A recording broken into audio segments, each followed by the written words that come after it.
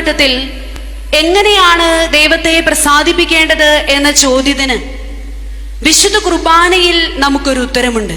തിരുസഭാ മാതാവ് നമ്മെ പഠിപ്പിക്കുന്ന ഉത്തരമാണ്. മനോഹരമായ ഒരു പ്രാർത്ഥനയിലൂടെയാണ് തിരുസഭാ മാതാവ് വിശുദ്ധ കുർബാനയുടെ മധ്യേ അത് നമ്മെ പഠിപ്പിക്കുന്നത്. അപ്പൊ അത് പറയുമ്പോൾ നിങ്ങൾക്ക് എല്ലാവർക്കും നല്ല പരിചയമുള്ള പ്രാർത്ഥനയാണ്. ഞാൻ തുടങ്ങി തരാം, നിങ്ങളത് കംപ്ലീറ്റ് ചെയ്യണം.